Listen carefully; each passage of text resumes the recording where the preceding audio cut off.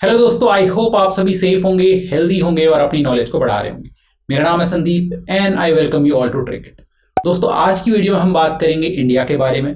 India का जो हर एक स्टेट है या फिर जो यूनियन टेरिटरीज है हमारी, वो कब और कैसे फॉर्म हुई, तो एक स्टोरी फॉर्म में हम देखेंगे। ये टाइमलाइन स्टार्ट होगी ईयर 1912 से और आज के प्रेजेंट तक हम जाएंगे। तो आराम से आप बैठें, वीडियो थोड़ा लंबी हो सकती है, लेकिन at the end of the video आप मुझे बताएं कि क्या आपको ये वीडियो बोरिंग लगी या फिर आपको बहुत कुछ सीखने को मिला। तो आखिर तक बने रहें और इस वीडियो को देखें, बहुत कुछ सीखने को मिलेगा आपको। चलिए शुरुआत करते हैं आज की वीडियो की। दोस्तों, आप लोगों से क्वेश्चन पूछना तो बनता ही है, क्योंकि हर वीडियो में मैं क्वेश्चन पूछता हूँ। लेकिन आज का जो क्वेश्चन है वो स्टडी रिलेटेड नहीं है, एक सिंपल सा क्वेश्चन है। आप मुझे बताएंगे कमेंट्स में कि आप किस स्टेट या फिर किस यूनियन टेरिटरी से बिलोंग करते हैं, या फिर आप आउटसाइड इंडिया हैं तो वो भी बताएं। क्योंकि ये वीडियो इसी बारे में है, तो मैं चाहता हूँ कि हमें पता चले कि हमारी ऑडियंस कहाँ से आ रही है। तो कमेंट्स में बताएं। और अब हम आ जाते हैं आज के मुद्दे पर। दोस्तों, बात है ईयर 1912 की।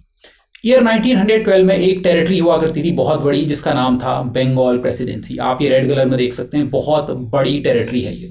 तो इसमें अगर आज की बात करें तो आज का जो वेस्ट बंगाल है, बांग्लादेश है, उसके अलावा जो नॉर्थ ईस्टर्न रीजन है हमारा इंडिया का, उसकी ऑलमोस्ट मेजॉरिटी ऑफ टेरिटरी आती थी। उसके अलावा जो बिहार है, झारखंड है और उड़ीसा है, वो भी इसी में आता था।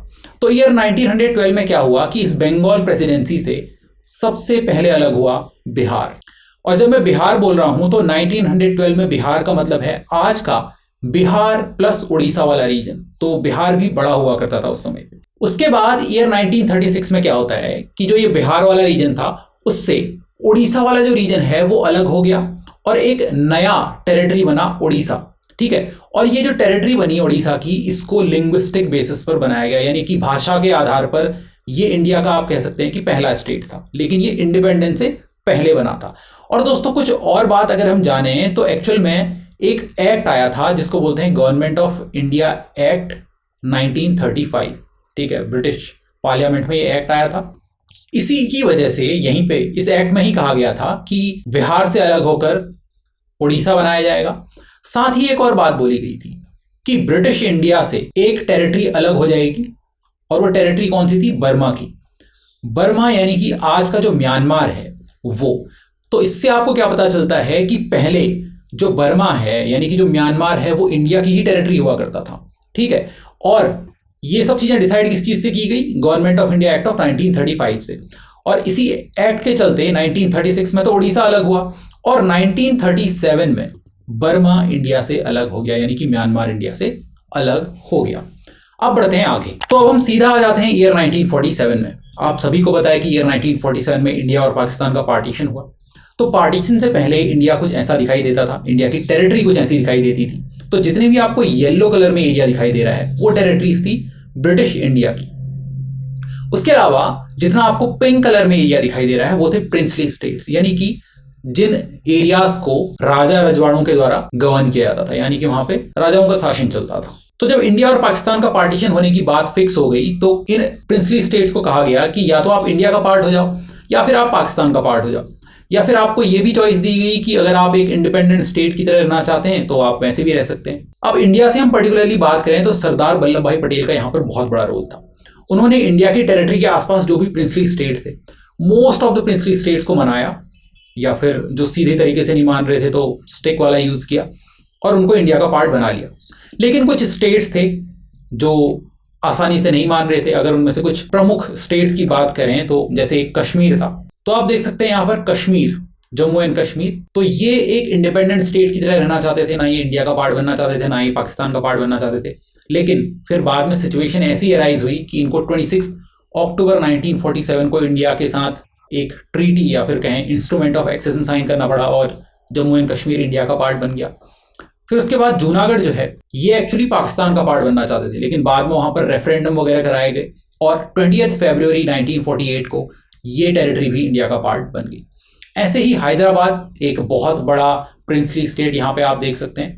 तो ये भी एक इंडिपेंडेंट स्टेट की तरह रहना चाहते थे, लेकिन इनको भी सितंबर 30, 1948 को ऑपरेशन पोलो किया गया और इसको इंडिया का पार्ट बना लिया गया। ये जो तीनों स्टेट हैं, इनकी खुद में बहुत इंटरेस्टिंग कहानी है कि ये कैसे इंडिया का पार्ट बने, जिसमें से कश्मीर और जूनागढ़ की स्टोरी तो मैंने कवर कर रखी है, उसकी वीडियोस आपको ऊपर आई बटन और नीचे डिस्क्रिप्शन में मिल जाएंगी, तो आप वहाँ पे देख सकते हैं। हैदराबाद पर मैं कोशिश करूँगा कि बहुत जल्दी इस पर वीडियो बनाऊँ कि कैसे ये इंडिया का पार्ट बना। उसके बाद सिक्किम एक ऐसी टेरिटरी है जो बहुत बाद में जाके इंडिया का पार्ट बनी। इसके बारे में हम थोड़ी देर बाद जानेंगे, जब 1975 की जब हम बात करेंगे कि कैसे सिक्किम इंडिया का पार्ट बना, तो और डिटेल में बात करेंगे इसके बारे में। तो कुछ इस तरीके से ये प्रिंसली स्टेट्स इंडिया का पार्ट बने 1947 में। अब ईयर 1947 में पार्टीशन हो गया। जो प्रिंसली स्टेट्स इंडिया का पार्ट बनना चाहते थे वो इंडिया का बने, जो पाकिस्तान का बनने थे वो पाकिस्तान का बन गए। और इसी बीच इंडिया का कॉन्स्टिट्यूशन बन रहा था और 1950 में इंडिया का कॉन्स्टिट्यूशन तैयार हो जाता है। और 1950 में कॉन्स्टिट्यूशन वगैरह जब तैयार हुआ, उसके बाद ये डिसाइड किया कि यार हमारी जो टेरिटरीज हैं इनको हमें थोड़ा क्लासिफाई करना चाहिए, ठीक है। यानी कि जो टेरिटरीज हैं उनको 4 हिस्सों में कैटेगराइज किया गया। ये 4 हिस्से थे, part A, part B, part C और part D. Part A states की जब हम बात करेंगे तो ये थे governors provinces of British India. देखिए दोस्तों, जैसे आज की हम बात करते हैं तो हमारी कंट्री में स्टेट्स हैं और यूनियन टेरिटरीज हैं। जो स्टेट्स हैं वहां पर गवर्नर्स आपको देखने को मिलते हैं, और जो यूनियन टेरिटरीज हैं वहां पर आपको लेफ्टिनेंट गवर्नर्स देखने को मिलेंगे, राइट। ऐसे ही जब ब्रिटिश इंडिया हुआ करता था इंडिपेंडेंस से पहले, तो वहां पर भी 2 तरीके की टेरिटरीज थी। एक हुआ करती थी जो बड़ी टेरिटरीज हैं, और वो बड़ी टेरिटरीज गवर्नर के द्वारा हैंडल की जाती थी। ऐसे ही जो छोटी टेरिटरीज हैं वो चीफ कमिश्नर के द्वारा गवर्न की जाती थी। जैसे आज लेफ्टिनेंट गवर्नर बोल रहे हैं ना, ऐसे ही चीफ गवर्नर्स हुआ करते थे उस टाइम पे। तो पार्ट ए में उन टेरिटरीज को रखा गया जो ब्रिटिश इंडिया में गवर्नर्स प्रोविंस हुआ करते थे, ठीक है, यानी कि जो बड़े टेरिटरीज हैं उनको रखा गया। पार्ट बी की जब हम बात करते हैं तो उसमें प्रिंसली स्टेट विद लेजिस्लेचर, ठीक है, ऐसे प्रिंसली स्टेट जिनका खुद का लेजिस्लेचर था, यानी कि जिनका खुद का विधानमंडल था, उनको रखा गया पार्ट बी में। पार्ट सी में रखा गया कमिश्नर्स प्रोविंसेस, ठीक है, जो मैंने कमिश्नर्स प्रोविंसेस यानी कि जो थोड़े छोटे प्रोविंसेस थे उनको, साथ में अर्स्टवाइल प्रिंसली स्टेट यानी कि जो पुराने प्रिंसली स्टेट्स थे, जो पास में प्रिंसली स्टेट रहे हैं, उनको रखा गया। अब पार्ट डी की जब हम बात करते हैं तो इसमें सिर्फ अंडमान एंड निकोबार जो आइलैंड्स थे उनको रखा गया, ठीक है, यहाँ पे आप देख सकते हैं, तो इनको रखा गया। तो 4 फोल्ड क्लासिफिकेशन दिया गया ईयर 1950 में, और 4 हिस्सों में कैटेगराइज कर दिया गया इंडिया की टेरिटरीज को। अगर आप देखना चाहते हैं कि कौन कौन सी टेरिटरीज पार्ट ए में थी, तो ये पूरी लिस्ट आप यहाँ पे देख सकते हैं। ऐसे ही पार्ट बी में कौन कौन से थे, पार्ट सी में कौन से थे, और पार्ट डी में कौन कौन से थे, ये लिस्ट है आपके सामने। तो दोस्तों ये तो हो गया 4 फोल्ड क्लासिफिकेशन की बात। लेकिन दोस्तों जैसे ही इंडिया आज़ाद हुआ उसके बाद इंडिया में एक मांग उठने लगी कि हमें लैंग्वेज के आधार पर, भाषा के आधार पर अपना एक अलग से स्टेट मिलना चाहिए। स्पेशली इंडिया का जो सदर्न पोर्शन है, साउथ इंडिया है, वहाँ पे ये मांग बहुत ज़ोरों शोरों से उठने लगी। इस वजह से गवर्नमेंट ऑफ इंडिया ने कुछ कमिटीज़ बनाई, और जो कमिटीज़ बनाई उनका भी ये कहना था कि लैंग्वेज के आधार पर इंडिया का बंटवारा नहीं होना चाहिए, वो एक अच्छी बात नहीं होगी इंडिया की यूनिटी के लिए। और ये बात है ईयर 1952 की। ईयर 1952 में एक तेलुगु लीडर हुआ करते थे जिनका नाम था पोत्ती श्री रामालू। ये एक हंगर स्ट्राइक पे जाते हैं, और डिमांड यही थी कि एक तेलुगु स्पीकिंग स्टेट अलग से चाहिए, खुद का स्टेट चाहिए। तो ये हंगर स्ट्राइक पे जाते हैं, और 56 डेज की हंगर स्ट्राइक के बाद इनकी डेथ हो जाती है 15 दिसंबर 1952 को। अब जैसे ही किसी लीडर की डेथ हो जाती है तो उसके बाद तो आप समझ सकते हैं कि कैसी सिचुएशन हो जाती है। बहुत ही सिचुएशन बिगड़ गई और गवर्नमेंट ऑफ इंडिया को बैकफुट पे आना पड़ा, और गवर्नमेंट ऑफ इंडिया एक एक्ट लेके आई जिसको कहा गया आंध्रा स्टेट एक्ट ऑफ 1953। तो अक्टूबर 1953 में इंडिपेंडेंट इंडिया का पहला राज्य बनाया गया लैंग्वेज के बेसिस पर, लिंग्विस्टिक बेसिस पर, जिसका नाम दिया गया आंध्रा। और ये किस लैंग्वेज के बेसिस पर बनाया गया? तेलुगु स्पीकिंग लोगों के लिए। और ये किससे अलग होकर बनाया गया ये स्टेट? जो मद्रास स्टेट हुआ करता था, बड़ा सा स्टेट हुआ करता था पहले मद्रास, उससे अलग करके आंध्रा स्टेट बना दिया गया ईयर 1953। अब जैसे ही एक स्टेट बना दिया गया तो उसके बाद जो कंट्री में और लैंग्वेज वाले लोग थे उन्होंने कहा भाई आपने उनके लिए अलग स्टेट बना दिया तो हमारे लिए भी बना के दो। तो ये मांग और जोरों शोरों से बढ़ने लगी। इसकी वजह से गवर्नमेंट ऑफ इंडिया को एक और कमीशन अपॉइंट करना पड़ा, और ये कमीशन था जिसका नाम है स्टेट रीऑर्गेनाइजेशन कमीशन।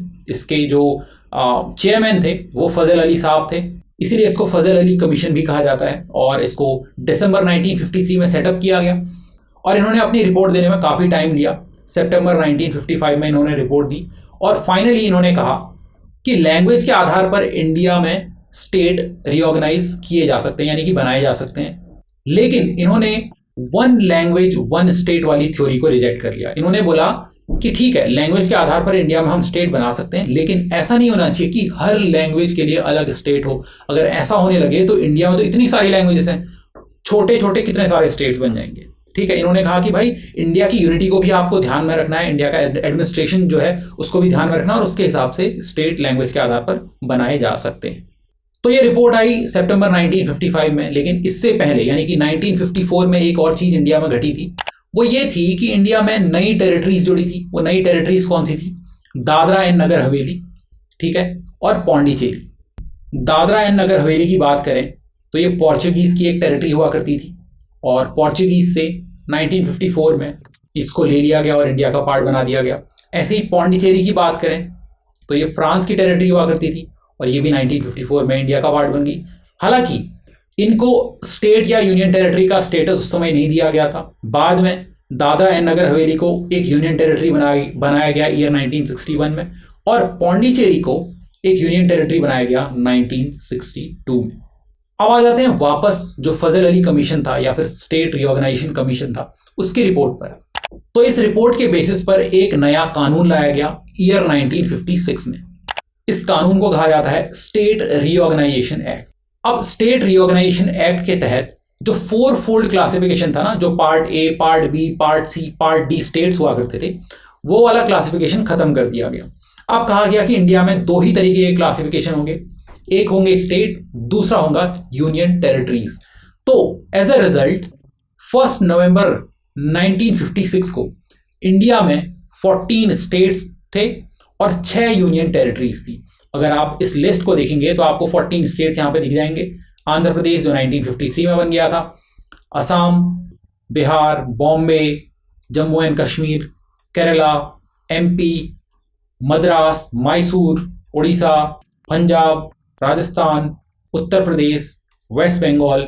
और यूनियन टेरिटरीज की बात करें तो अंडमान एंड निकोबार आइलैंड, दिल्ली, हिमाचल प्रदेश, लक्षद्वीप।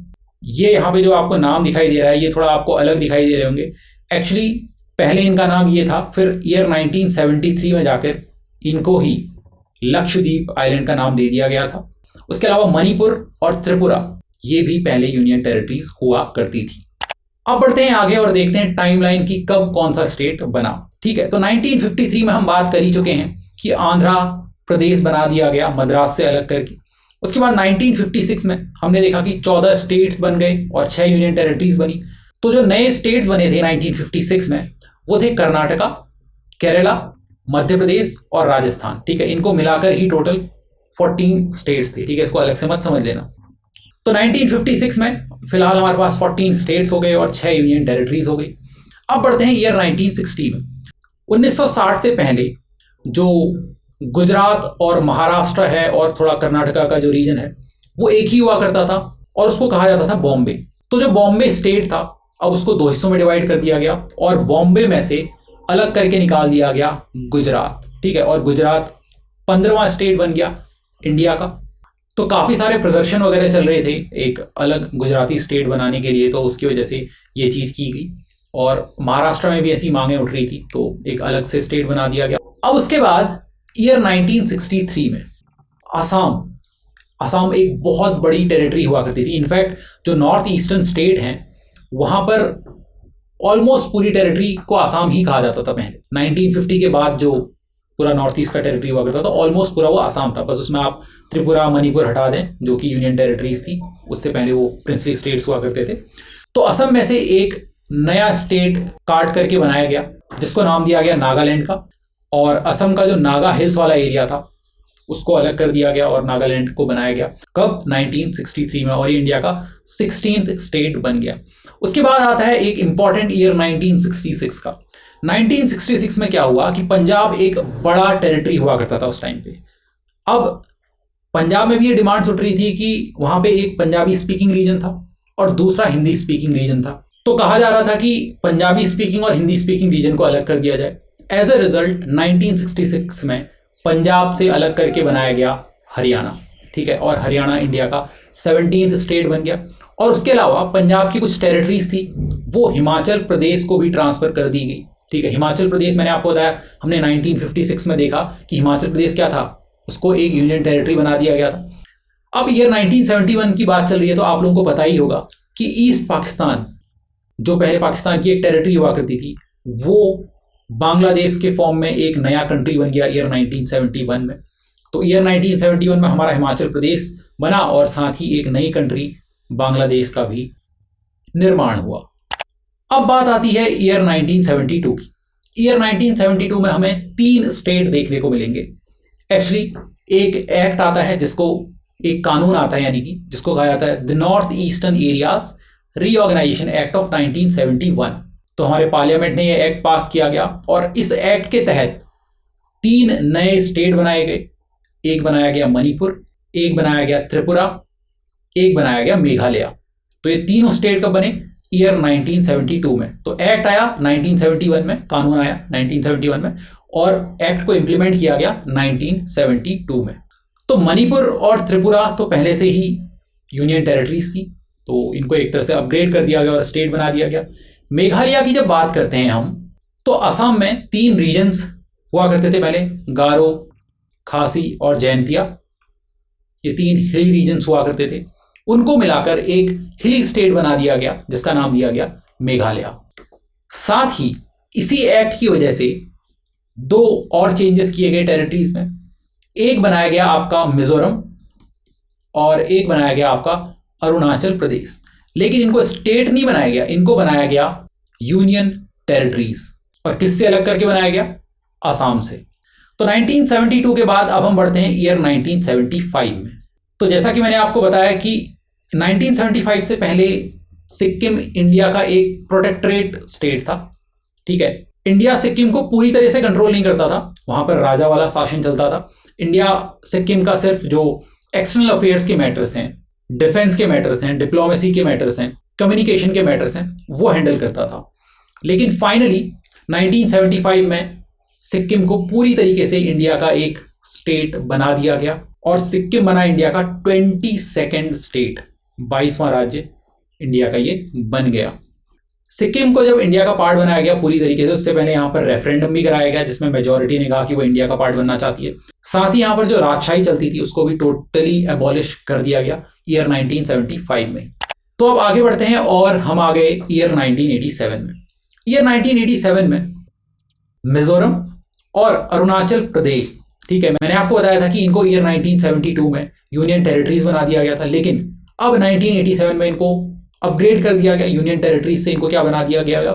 एक स्टेट का दर्जा दे दिया गया, ठीक है। तो ईयर 1987 और 1987 में ही एक और यूनियन टेरिटरी को स्टेट का दर्जा दिया गया और वो था गोवा। तो 19 दिसंबर 1961 में गोवा फ्री हो जाता है पोर्चुगीज से, ठीक है। पोर्चुगीज के अंडर में हुआ करता था और इसको फ्री कर दिया गया, इसको इंडिपेंडेंस दे दी गई।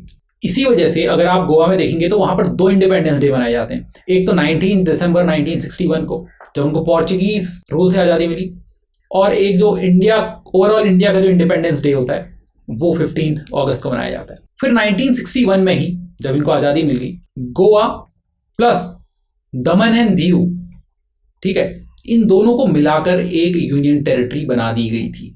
तो 1961 में गोवा और दमन एंड दीव दोनों आज़ाद होते हैं पोर्चुगीज रूल से। लेकिन उसके बाद 1987 में गोवा को दमन एंड दीव से अलग किया गया और गोवा को एक स्टेट का दर्जा दे दिया गया और दमन एंड दीव एक यूनियन टेरिटरी खुद में बनी रही।